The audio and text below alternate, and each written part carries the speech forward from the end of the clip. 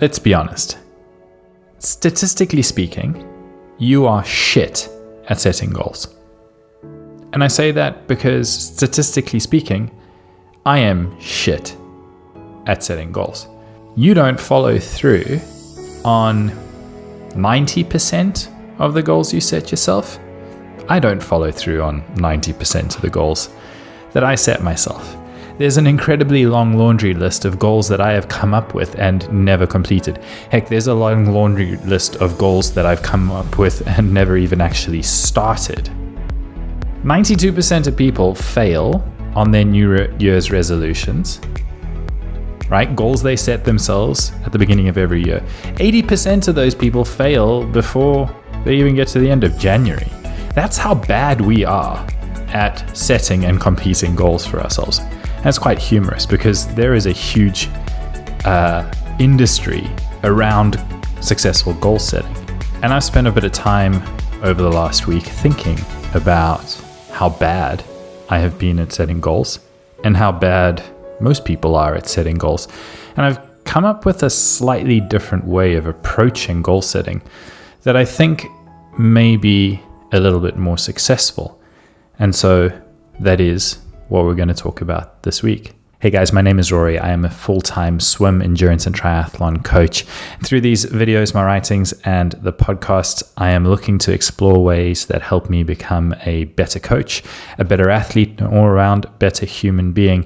I appreciate you for joining me on this journey, for listening along, watching along, or reading along, and I appreciate the feedback that I am getting on these. So thank you very much. It is greatly appreciated. So let's talk your success rate with goals.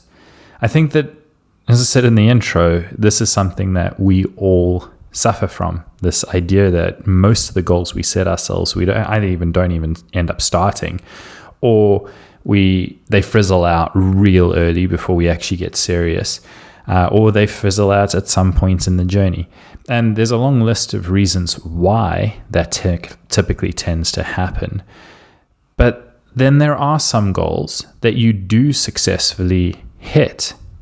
And then there are some goals that you haven't hit, but there are people that are less talented, have less time, have less intelligence, have less education, have less money, and yet they've somehow managed to succeed in doing the thing that you haven't been able to succeed in doing.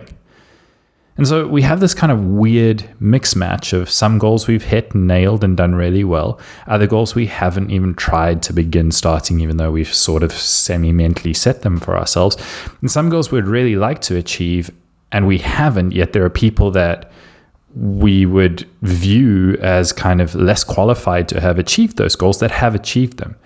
And I think I've seen that in my own life, and I've definitely seen that in the athletes that I've coached, where I've had the privilege of helping people to goals that at a point looked like it was, or felt like it was going to be an impossible goal to achieve. And some of them would never have considered themselves talented enough or believed that they could do the thing that they've gone on to do. The question that's been on my mind this week is, what differentiates the goals that we are able to achieve and people are able to achieve from the ones that we can't? Why do some people learn to swim or learn to swim faster when others don't? Why do some people finish an Ironman or race a marathon when others are still talking about it? Why do some people build healthy habits while others are perpetually stuck in a cycle of despair? Is there a better way to predict the success that a goal may have, or improve the chances of success in a goal that you're setting yourself before you even set it? And I think in reflection of this week, I've kind of had to go through a sequence of elimination to try and find where things break down, because a Google search on goals will very quickly spit about 100,000 pages of smarter goals at you. And I think that's conventional self-help wisdom. if you're setting a goal, make sure that they're specific, measurable, achievable, realistic, time-based. And I think that that's absolutely good advice. It's valid. But I've got a long list of goals that are specific, measurable, achievable, realistic, and time-based, and I've not hit them. Most people who set the goal of doing an Ironman or running a marathon will find a race. So we've got specific race, date, measurable, time, or just complete, time-based, how long we've got to get there, 16 weeks, 20 weeks, 8 weeks, 10 weeks.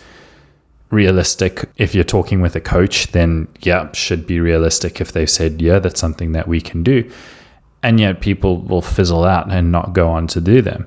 I don't think that having SMART goals is the answer to why we don't end up going on to achieve the goals.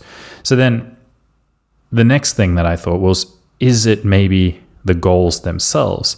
And this was kind of inspired by a part of James Clear's book, Atomic Habits, where he says that goal setting suffers from what he calls a case of survivorship bias, which is where we concentrate on and focus our attention on people who end up winning and being successful. And we assume that what they've done, the ambitious goals that they've set, that has led to their success, has been the reason why they've got there. But we overlook all the people who had the same objective but didn't end up succeeding.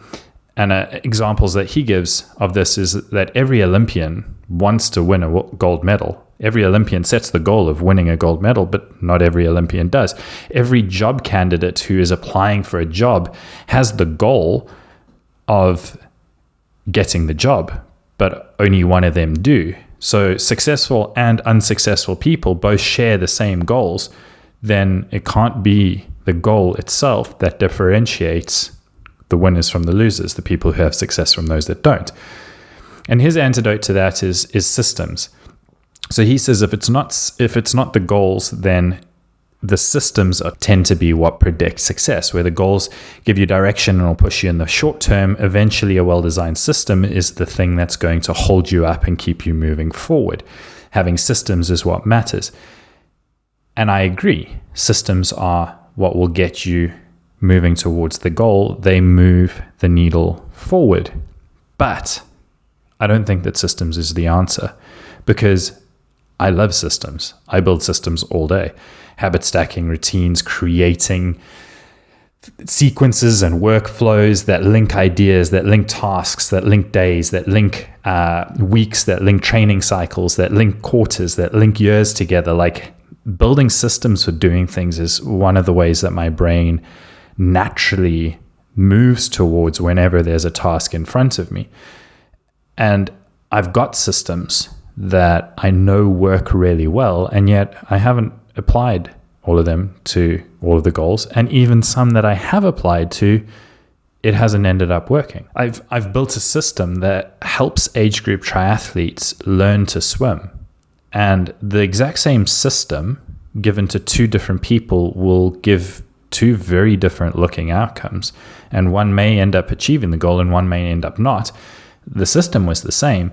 And so the system didn't necessarily dictate whether or not we had success or not. And so while I definitely prescribe to the idea of setting goals, while I prescribe to the idea of using the SMART acronym as a system for helping you set good goals, while I'm absolutely in line with building systems that help you organize your life in such a way that you have the opportunity, the best opportunity to achieve your goals, I still don't think that those three things in combination give any sort of guarantee, not that anything is guaranteed, but any sort of closer guarantee to having success.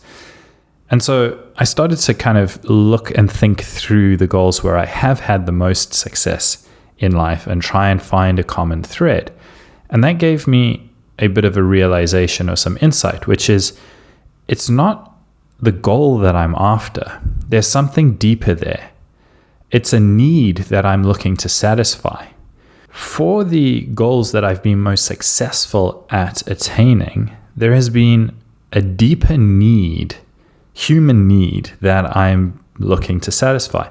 And I think in the past, this has been by pure luck that the goal and the need have coincided, because I would look at a goal from a lens of what do I want to achieve, and then go down the path of that's what I want to achieve, and then look at setting a smart goal around that, and then building a system that helps me get there. But the goal and the system and the process, when tied to a need, has been a lot more successful than when it's been arbitrary or aside from what I need. And I think there's something in that, because needs are a necessary function that we have to live and survive. And I kind of went into reading a little bit more about Maslow's hierarchy needs as a framework for this. So in Maslow's hierarchy, we have physiological needs like food and water, then safety needs, which in today's kind of context is like job security, and then we have friendship needs, which is like love and belonging, and then we have esteem needs. And then we have self-actualization needs. So we kind of work our way in his model. You work your way up through a hierarchy where at the bottom, at the foundation, you have those physiological food and clothing needs, then safety and security, then love and belonging, then esteem, and then self-actualization. And there's been a couple of variations and changes to the model over the years, but it's a simple but very good way of framing the human needs, and how as we develop through life, we are looking to satisfy and tick these needs off. And if I look back through the goals that I've been most successful in, I can quite closely tie my needs, the needs I was trying to satisfy, with the goal that I was looking to achieve. And so that got me thinking about kind of how I've gone about satisfying different needs in Maslow's hierarchy. And I've been privileged enough to never need to actually set a goal related to food or clothing. I recognize and I'm grateful for the fact that I've never had to actually sit down and write out a goal, a smarter goal or whatever that outlines my need for food or clothing. But I'm fairly confident that if I didn't have food or clothing, that would be, and I set a goal for it, I would find a way to get food or clothing or die trying. I had a very short stint working for a software company in a normal job before I started the coaching business.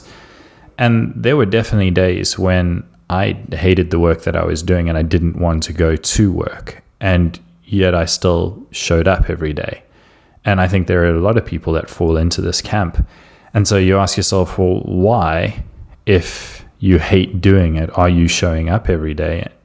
And I think the answer lies in, well, it pays bills so that you can put food and clothing or support the lifestyle that you have, which is satisfying other needs further up or down the chain. And so you will do things that are hard, and you will do things that are uncomfortable, and you'll do things that you don't enjoy if they are in some way, shape, or form connected to satisfying a need. I think that once we've got that safety and security and that food and physiological kind of those needs taken care of, we start to have a little bit of a wider net of how we can then go about ticking off or meeting the needs that fall a little further along or a little high up the hierarchy. There are different ways that we can go about meeting them. If we move to friendship and belonging, I mean, on a grandiose scale, there's 7 billion people, potential candidates, that could help you meet your need for love and belonging. You could find friends or companionship at a bar, at the beach, at university, at work, at the pool, at the cycle track. You could even find them on Facebook or Tinder, right? The possibilities of how you find friendship and belonging is very big, very wide. If we tie this into kind of goal setting, I think this is where we start to get the first glimpse of how goal setting can fall apart if we're unaware of what need we're trying to meet. For example, if you're trying to connect with people, you're trying to build friendships, and you identify a group of people that you would like to connect with, and they all do triathlon. then you get into triathlon, and triathlon becomes a way that you meet people, make friends, and satisfy that need, that human need for love and belonging. And if a year into your triathlon journey, you follow the traditional, I don't know if we'll call it that because maybe it's not traditional, but the trajectory where you've done a sprint and you've done an Olympic and you've done a 70.3, and now the rite of passage is to do an Ironman. And so you sign up for an Ironman. Is it any wonder why you struggle to sit on the trainer, on the turbo trainer inside, and do a 4-hour solo trainer ride in the build-up to your Ironman, if the reason that you got into triathlon was to meet the need of connection? If we're literally putting you in solitary confinement and asking you to do something like sit on a bike for 4 hours, when the need you're trying to satisfy by doing that is so far removed from what you're actually ending up doing, it doesn't matter if the Ironman goal is set in a smart way. It doesn't matter if the coach that you're working with has created a plan that is designed very carefully for you to get you to the goal. It doesn't matter because it's not meeting the need. It doesn't align with the need that you got into it to start with. And if that's the case, I think that you're always going to struggle with execution of the goal because it's now no longer connected or no longer aligned with the need that you had in the first place. And so this got me thinking about my goal of chasing a sub 4 hour 70.3 and trying to figure out what need I am trying to satisfy there, and then looking to see if I can create the connection between the need I have and the goal that I've set. And I think the idea of breaking 4 hours in a 70.3 definitely has importance and significance attached to it. So I think there's an element of esteem that is linked there. By esteem, what we're talking about is self-worth, accomplishment, respect. Maslow had two sorts of categories for this. There's esteem for oneself, the sort of dignity, the achievement, the mastery, and then there's this desire for respect from other people and reputation. There's the status and prestige that comes with it. And I think at a point I would be quite uncomfortable with the status and prestige side of that, but I think that was partly because I was connected my ego and esteem a little bit too closely together. But I think that there is a healthy dose of both there. I am very curious about mastery and achievement and independence. And so I think that the 70.3 sub 4 goal very much fits into that. I also think that it fits into the self-actualization. So Maslow had this idea of self-actualization, which kind of he encapsulated into the phrase that everything one can be, one should be. And I have a deep curiosity. I don't know where it's come from, but I have a deep curiosity about where my limits lie. And we've talked about that in weeks gone by. And so the 70.3 goal is a vehicle through which I build esteem. It's a vehicle through which I satisfy the curiosity related to where my limits lie. And while those aren't needs that are like physiological in getting food and clothing or safety, as you kind of tick the boxes, once you have your physiological needs, once you have your safety needs, once you have your love and belonging needs, if you don't find ways to pursue the next level up or the next kind of category of needs, you are going to find yourself in a unhappy, unbalanced state where you start to lose meaning, you start to lose enthusiasm, you start to lose the purpose of life. And part of, what I've called this podcast and this series is building a life worth living. And I think part of that process is working towards satisfying these human needs, and the goal that I have set myself of sub 4 hour 70.3 in a way can be tied to satisfying those needs. Now, I think it takes an enormous amount of self-awareness to be able to first identify a need, and then look at the range of possibilities that could potentially be used as a vehicle to satisfy that need, and then set the goal to satisfy that need and use the goal as a vehicle to get there. I think it's probably possible, and maybe I'll work towards getting there, but I don't think that that's how most people go about it. I think, like I said earlier, most people will start with something that they want to do. And then I think the goal is, once you understand what you want to do, to try and have a level of self-awareness where once you set that goal, you start to ask yourself questions about how that goal is going to help you in understanding what needs you're trying to meet as you go about it. And I think there's a few questions that I've asked myself this week that I think are quite helpful in that. It's not an extensive list, but a list of questions that you could ask yourself about the goals that you have right now that may potentially help you connect the need that you're trying to fill with the goal that you have. And those would be, why do I want to achieve this specific goal? Why is it that this is a goal that I'm looking to achieve? Why is this particular goal important to me right now in the context of where I am in my life? Why is this goal important to me right now? And then zoom out a little bit more from that and go, in the big picture of my life, if I were to succeed in this goal, what role would that play when I looked back on my life? What role would this goal, this particular goal that I'm going after, play in the bigger picture? And then the final one is, what emotion would I feel if or when I achieved this goal? And now I think answering those questions should give you not the answer, but some answer into what need you are trying to get met. And then the better understanding you have around what need you're trying to get met, the better you're going to be able to craft your journey as you work to achieve that goal. And I think there's going to be less of a struggle with motivation and more of a grit mindset and a growth mindset to be able to walk towards the goal, because you understand from a higher level or a deeper context why it is you're going after that goal. You ask somebody who wakes up early every morning how they do it, and they answer, I don't know, I just do it. The chances are there is a deeper need that is being satisfied there. They've created a routine, they've created a habit, they've created a system around it. At some point, there was a need that they were looking to satisfy that waking up early ticked a box for. And I think it's the same with training. You ask people, how do you train as much as you do? Or how do you fit it all in? Or how do you do the thing that you do?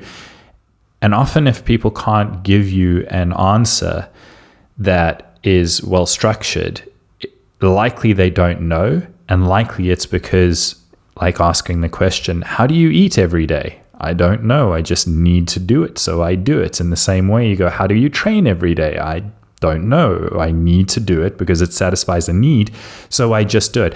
Don't necessarily need to have a reason or a motivation to eat every day, or for some people to train every day, or to wake up every day. It's just something that I do, and I think that is because it's satisfying a need. We don't need to justify needs. They are innate in being a part of being human. And so I think if you want to do hard things, being able to fall back on this, I don't actually know how I do it, but I just do the hard things because it's satisfying a need, is a pretty good place to be operating from. And so this framework of connecting goals to needs, or maybe ultimately being able to set goals based on needs, I think that would be a pretty cool thing to be able to do, to be able to think about what need I would like to satisfy on this hierarchy, and then set a goal that helps facilitate or offers itself as the journey to meeting that human need. I think that'd be a pretty cool way to go about it. I think developing this self-awareness to be able to do that will be incredibly difficult. But until then, start asking some questions about the goals that you've set yourself and the needs that you're looking to meet. And you can start that process by looking at the goals that you have set yourself in the past and the success that you've had and the fulfillment you've felt from achieving those goals, and tying them into a need that they were satisfying. Hope you enjoyed that podcast, that video, this writing. I appreciate you for listening to this point. any feedback for me, any thoughts on questions that you have on something that you've been wrestling with. There is a chance that I've been wrestling with it too. So hit me up. Let me know what it is. I appreciate you guys. See you next week. Ciao.